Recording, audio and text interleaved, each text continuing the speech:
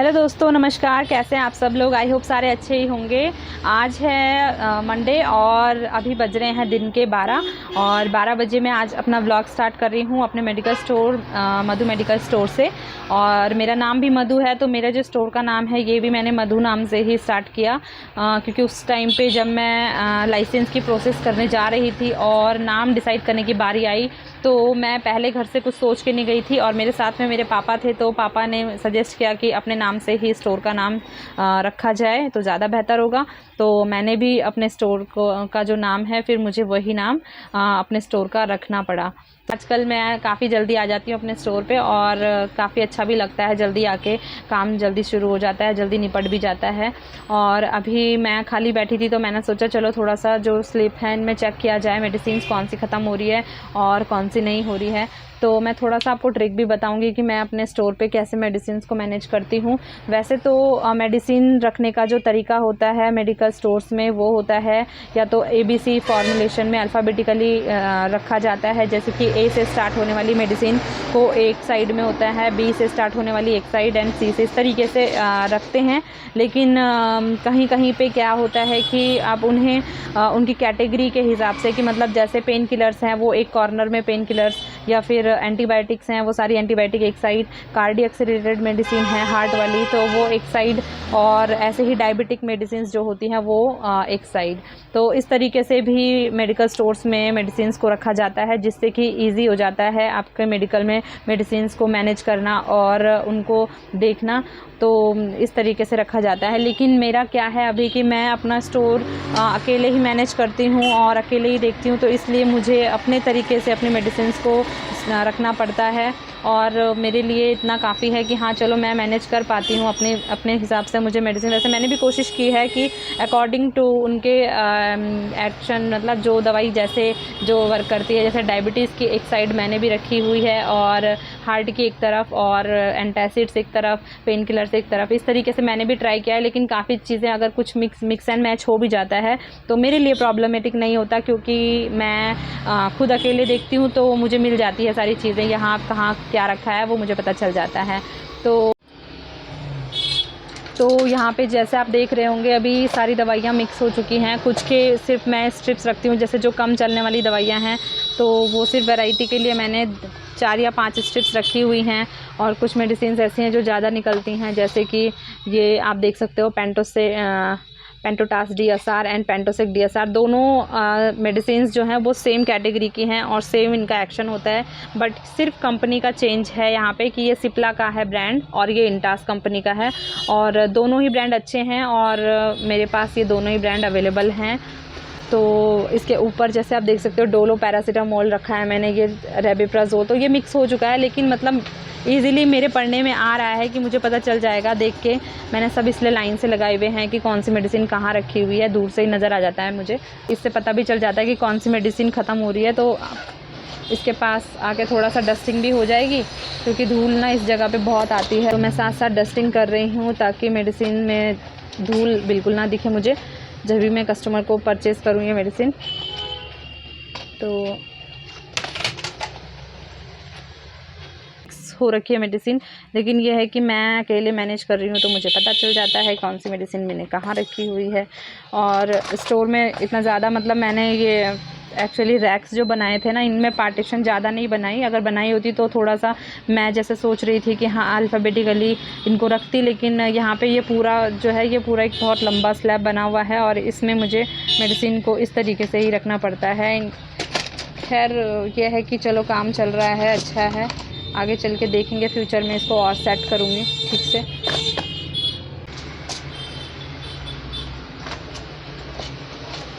कभी कभी ये दवाई आपने बहुत ज़्यादा कॉमनली देखी होगी, सैटसिप यानी सिट्रजिन। एलर्जी वगैरह होती है तो काफ़ी लोग इसे घर पर यूज़ करते हैं एलर्जी के लिए।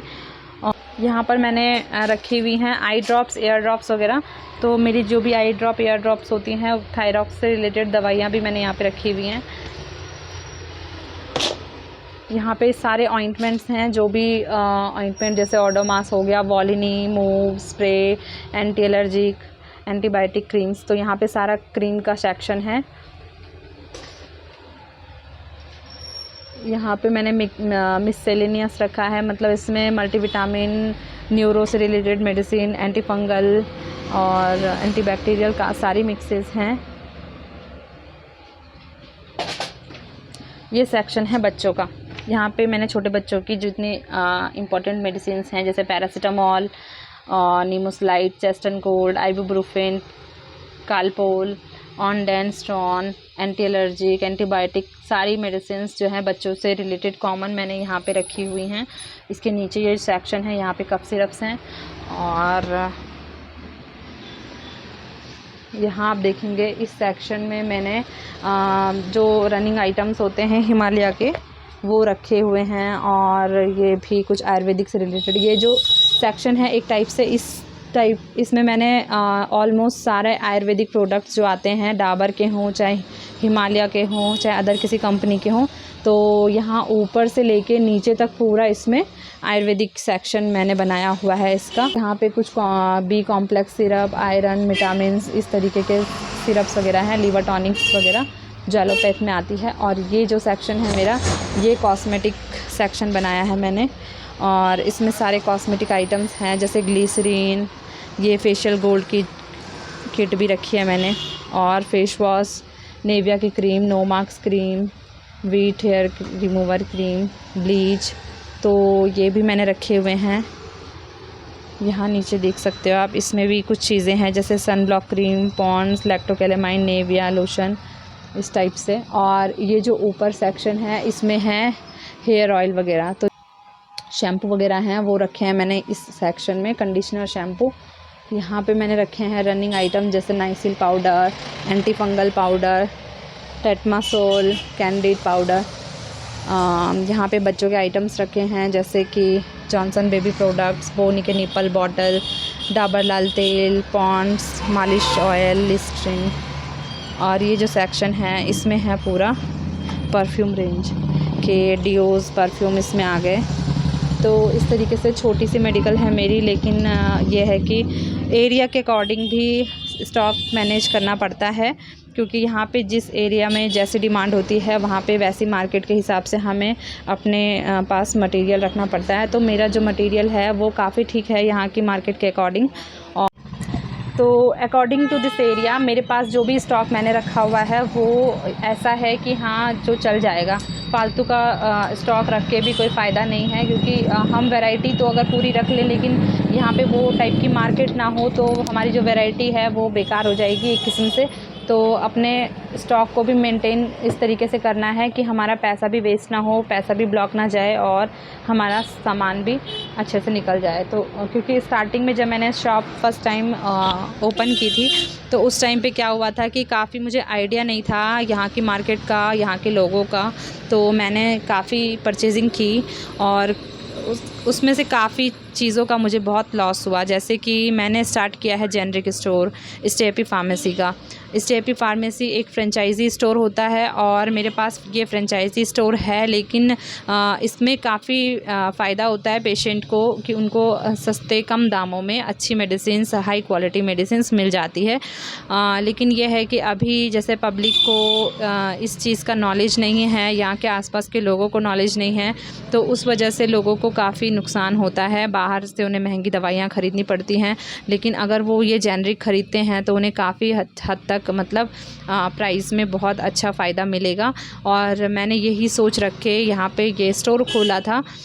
अभी मतलब है मेरे पास कुछ पेशेंट जो स्टे हैप्पी के जेनरिक मेडिसिन मुझसे ख़रीदते हैं और उन्हें काफ़ी बेनिफिट भी मिलता है। लेकिन अभी भी मतलब काफ़ी लोग हैं जिन्हें इस चीज़ का नॉलेज नहीं है। वैसे मैं अपनी तरफ से काफ़ी लोगों को ये नॉलेज देने की कोशिश करती हूँ। जैसे जो पेशेंट रेगुलर रहते हैं, जैसे हार्ट या बीपी के जो पेशेंट होते हैं, क्योंकि उनकी जो दवाइयाँ हैं वो लंबे समय तक चलती हैं और बाहर से अगर वो दवाइयाँ ख़रीदते हैं तो बहुत महंगी आती हैं। लेकिन अगर वो मुझसे ये जेनरिक ख़रीदते हैं तो उन्हें वहीं वो दवाई मतलब 250 की दवाई, आप बिलीव नहीं कर सकते कि 250 की मेडिसिन यहाँ पे 30 रुपये में उन्हें आराम से मिल जाती है। तो मतलब मंथ की मेडिसिन्स ऐसे ही आती है 90 रुपये में, मतलब 1 महीने की दवाई मिल जाती है। जहाँ उनको मतलब 500 रुपये की जो दवाई उन्हें पड़ रही थी महीने भर की, यहाँ पे 90 रुपये में वो ईज़िली मिल जाती है। मतलब काफ़ी अच्छा बेनिफिट है कस्टमर्स के लिए। और यही सोच रख के मैंने ना जब स्टोर स्टार्ट किया था तो मैंने बहुत ज़्यादा मात्रा में मतलब वो जेनेरिक्स ख़रीदे थे। लेकिन क्या हुआ कि कुछ टाइम बाद पेशेंट को पता नहीं चल पाया टाइमली, और मेरी काफ़ी सारी मेडिसिन्स एक्सपायर भी हुई और मेरे को वो कूड़े में उठा के फेंकनी पड़ी। तो अब ये है कि मेरे पास जेनेरिक्स अवेलेबल रखे हैं मैंने। और जैसे कि मैं आपको एक जेनेरिक दिखाती हूँ। ये मेरे पास एक कैल्शियम का स्ट्रिप है, ये देखिए। तो ये कैल्शियम है, किसमें कैल्शियम, कैल्सिट्रॉल, जिंक तीनों चीज़ें मिक्स हैं और काफ़ी अच्छी क्वालिटी का कैल्शियम है ये। मैंने भी खाया था अभी कुछ टाइम पहले, जब मेरा हाथ फ्रैक्चर हुआ था तो मैंने ये कैल्शियम मंगवाया था अपने लिए, और इसकी क्वालिटी भी काफ़ी अच्छी निकली। तो ये कैल्शियम की टैबलेट जो है मेनली मार्केट से अगर हम ख़रीदते हैं सिप्ला या किसी अदर ब्रांड का, तो वो 85 से ऊपर की MRP का होता है, लेकिन इसमें ना मात्र 20 रुपीज़ है MRP। तो मतलब ये फ़ायदा होता है जेनरिक का कि यहाँ पे जो मतलब मार्केट में 80-85 रुपए की कॉस्ट में जो कैल्शियम लोग खा रहे हैं, यहाँ पे वो सिर्फ उन्हें 20 रुपये में मिलेगा। यानी कि 2 रुपये की एक टैबलेट की कीमत है, 2 रुपये कैल्शियम की। तो इस तरीके से इसमें और भी मेडिसिन्स आती हैं, सारी प्रकार की आती हैं, मतलब BP की, शुगर की, थायराइड की भी आती है, और अलग अलग डिफरेंट टाइप की कॉमन कोल्ड, पेन, सब टाइप की मेडिसिन्स आती हैं जेनरिक में। और आप लोगों को भी जेनरिक का अगर स्टोर ढूंढना है तो आप इजीली अपने किसी एरिया में ढूंढ सकते हैं, या अगर मुझसे कांटेक्ट करना है तो मैं आपको कुरियर के थ्रू भी आपकी मेडिसिन्स आपके एरिया में भिजवा सकती हूँ। तो आपको अगर कभी भी कोई मेडिसिन की रिक्वायरमेंट हो तो मेरी ईमेल आईडी है madhubartwan9@gmail.com। आप मेरी ईमेल आईडी पे मुझे अपनी मेडिसिन मेल कर सकते हैं और अपना एड्रेस भी मुझे मेल कर दीजिएगा। तो आप लोगों की मेडिसिन जो हैं वो मैं आपके एरिया में ही आपको अवेलेबल करवा दूँगी। आपको ये बेनिफिट रहेगा आपकी मेडिसिन्स का। तो काफ़ी अच्छी रहती है जेनरिक मेडिसिन्स। आप कहीं भी ख़रीदें, कहीं से भी ख़रीदें, लेकिन जेनरिक को प्रीफ़र करें, क्योंकि जेनरिक और एथिकल दोनों में कोई डिफरेंस नहीं होता है। दोनों मेडिसिन्स की क्वालिटी सेम होती है, उनका सॉल्ट केमिकल सेम होता है, बस क्या होता है उनकी ब्रांडिंग बढ़ जाती है, और ब्रांडिंग की वजह से आप लोगों को ज़्यादा पैसे खर्च करने पड़ते हैं अपनी दवाई के ऊपर। तो मेरा ये ही कॉन्सेप्ट रहा है अपने मेडिकल स्टोर को रन करने का। और क्योंकि मेरे आसपास ना वैसे तो बहुत सारे मेडिकल स्टोर हैं, सामने बिल्कुल 4 कदम मतलब रोड क्रॉस करके एक मेडिकल आता है, इस साइड जाते हैं तो इस साइड 3-4 मेडिकल स्टोर इस तरफ हैं, इस तरफ जाते हैं तो बहुत सारे मेडिकल ही मेडिकल लाइन से, मतलब इस एरिया में ना मेडिकल कम से कम 50 से ज़्यादा शॉप्स होंगी मेडिकल की।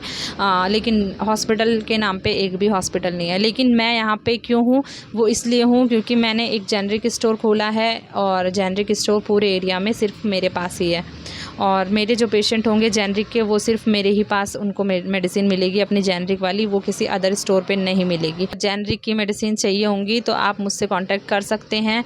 और आपको कैसा लगा मेरा ये वीडियो, अगर अच्छा लगा तो लाइक, शेयर एंड कमेंट ज़रूर करें, और चैनल पर नए हैं तो चैनल को सब्सक्राइब करना ना भूलें, ठीक है। तो चलिए मिलते हैं आपको अगले किसी नेक्स्ट व्लॉग में, तब तक के लिए बाय बाय।